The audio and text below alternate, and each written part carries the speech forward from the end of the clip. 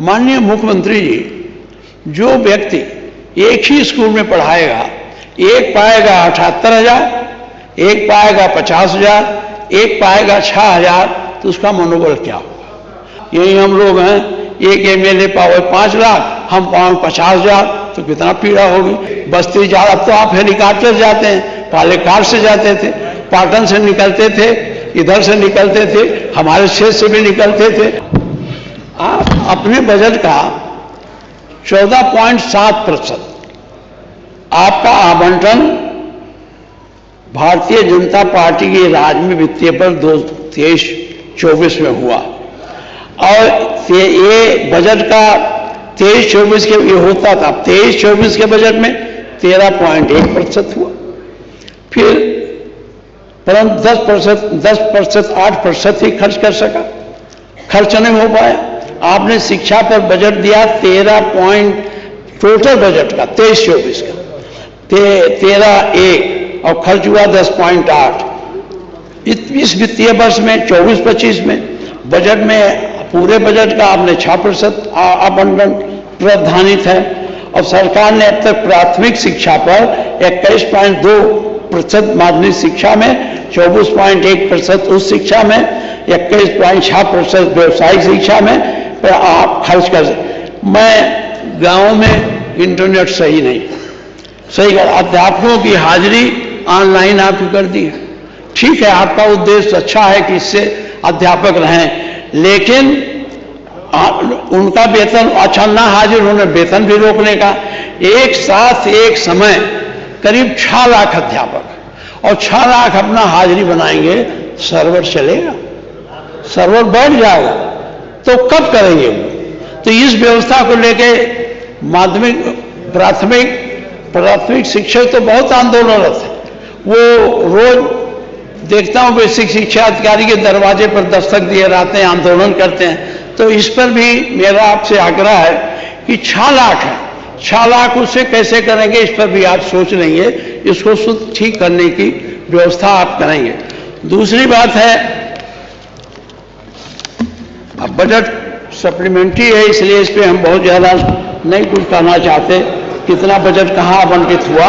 मैं इतना जरूर कहूंगा, मैं इतना जरूर कहूंगा माननीय मंत्री जी, जो उच्च शिक्षा का बजट है उसको बढ़ाने की जरूरत है। उच्च शिक्षा का बजट और प्रदेशों के मुकाबले और देशों के मुकाबले कम है, क्योंकि उच्च शिक्षा में शोध की बात होती है। माध्यमिक शिक्षा या प्राथमिक शिक्षा में शोध नहीं होता, शोध उच्च शिक्षा में होता, और जब शोध नहीं होगा तो विकास की नई नई संभावनाएं आपके ज्ञान में नहीं आ पाएंगी। इसलिए इसका बजट आपको सप्लीमेंट्री में अगर उच्च शिक्षा के लिए होते तो मैं आपको धन्यवाद देता। मैं आपको कहता हूं उच्च शिक्षा का बजट बढ़ा के और उसमें भी कैटेगराइज कर दें कि इस पे शोध पे इतना होगा, शोध पे पैसा कम है, इसलिए आप हमारा प्रदेश वैज्ञानिक शोध में और शोधों में कमजोर होता जा रहा है। इसलिए मैं आपसे आग्रह करूंगा इस पे आप शोध की धनराशि बढ़ावें। दूसरी बात यह है, आपने प्राथमिक शिक्षा में आपने अच्छा सोचा होगा, और उसमें भ्रष्टाचार होता भी था, जो कपड़े दिए जाते थे, जूते दिए, लेकिन आपने कुल 1100 या 1300 रुपये आवंटित किया, 1200। आप कल्पना करिए इस महंगाई में कौन सा वूलन स्वेटर मिलेगा, कहाँ जूता मिलेगा, कहाँ उसे पैजामा मिलेगा, पैंट मिलेगा, 1200 रुपये संभव नहीं है। माननीय हम धन्यवाद देते हैं माननीय अखिलेश जी को, उन्होंने इस योजना में पहले 300 रुपया गार्जियन को मिल जाता था, उन्होंने इसे बदलकर कहा नहीं हम खरीद के देंगे।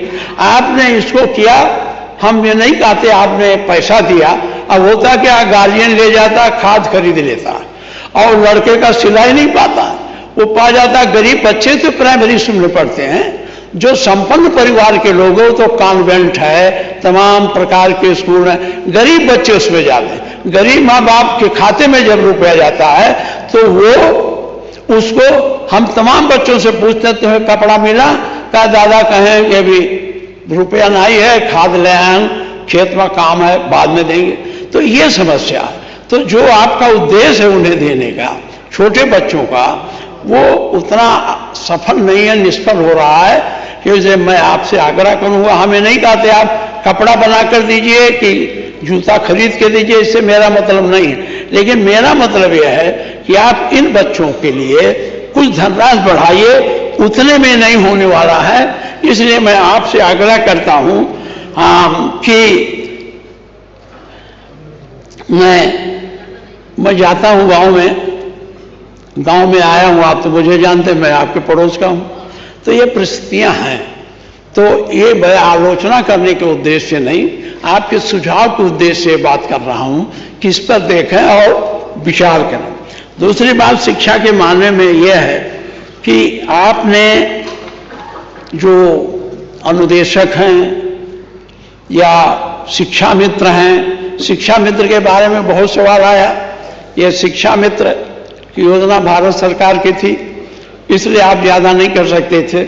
माननीय मुख्यमंत्री जी, जो व्यक्ति एक ही स्कूल में पढ़ाएगा, एक पाएगा 78,000, एक पाएगा 50,000, एक पाएगा 6,000, तो उसका मनोबल क्या होगा? हमें नहीं कहते कि आप इसकी व्यवस्था पूरा करें, या तो इनको नियमित टीचर बना दें और एक निश्चित अवधि का कुछ कर दें, अथवा इनके बारे में भारत सरकार को लिख करके कुछ अपना बजट बढ़ा के दीजिए।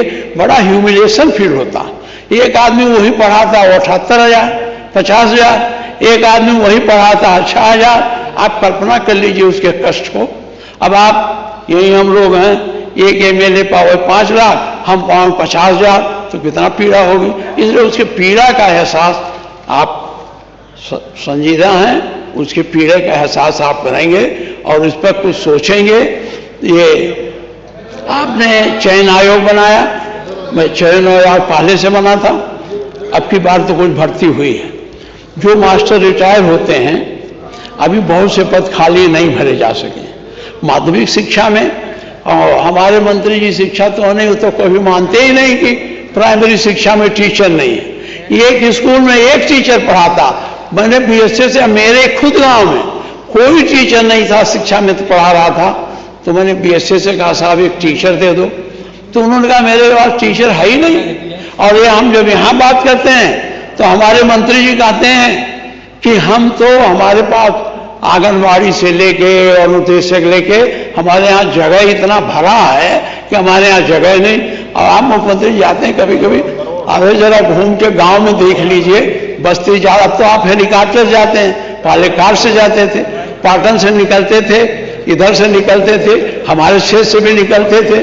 तो कम से कम इन लोगों को देख लीजिए हैं कि नहीं है, गणना न देखिए इसको। अच्छा एक चीज है, बहुत होशियार टीचर है जो बीएसए से मिलकर एक स्कूल में 15 लड़के की जगह 5 टीचर बैठे हैं। हम लोग कहते हैं इनको समायोजित करो, नहीं समायोजित है, उनका संगठन इतना मजबूत है कि बीएसए से लड़ जाता है। तो इस पर भी आप विचार करें जिससे स्कूलों की पढ़ाई सुधरे हो, क्योंकि इसमें गरीब लड़के पढ़ते हैं जिनके पास खाना नहीं है, जिनका कभी कोई पेट भी खाली रहता, वो तो मिल है पा लेते हैं। तो गरीबों के लिए, जब सरकार गरीबों के लिए होती है, इसलिए मैं आपसे आग्रह करता हूं कि इस पर भी कुछ आप सोचें